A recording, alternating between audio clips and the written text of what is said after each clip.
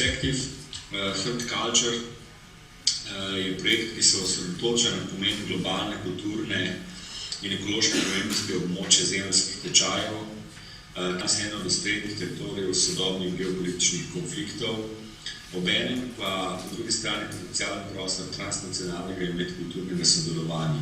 Delamo tako z umetniki kot z inženirji in znanstveniki.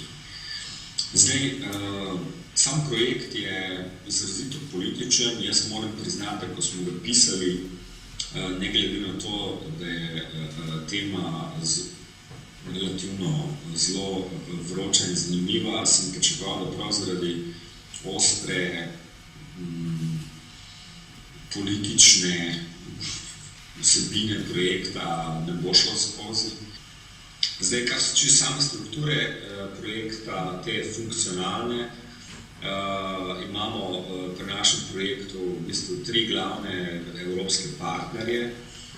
To so Hardware Medien Kunstverein iz Dortmunda, ki upravlja eno zelo veliko razstavišče v Dortmundu, ki smo reče Phoenix Halle, potem Zavod projekta Tolp in Arts Catalyst. Mi smo se prav pri tem projektu odločili, da bomo število teh aktivnih partnerjev držali na minimumu, prav zaradi izkušenj z projekti, ker je bilo partnerjev dosti več in se je seveda fokus projektov zelo razblinil in po mojem mnenju gre za pač eno drobljenje, ki nima dosti smisla. Ovakvi Perspective, kot sem rekel, je več nivojev aktivnosti od teh ekspedicij na Arhiko in delovanja tam do tega arhitekturnega natečaja, publikacij, 2 velikih razstav, nekaj manjših simpozijev in enega večjega simpozija, ki se bo zgodil v Nemčiji naslednje leto v okviru International Symposium of Electronic Arts, ki se dogajal v Porurju leta 2010.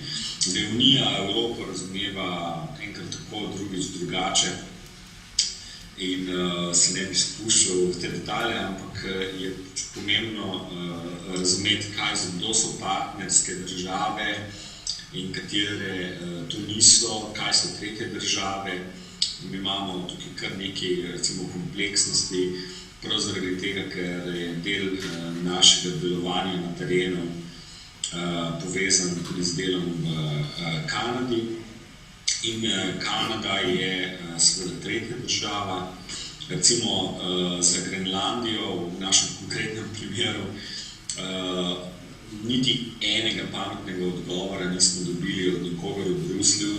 Tam je bil celo sestanek na to temo, ali je Grenlandija v bistvu tretja država ali ne, ker je pač dejansko pod upravo Kraljevine Danske, ki je članica Evropske unije. No, in odgovora na to še nimamo. Tako da dostikrat se pač zgodi, da v Bruslju ni najbolj natančnih odgovorov na malo bolj kompleksno vprašanje.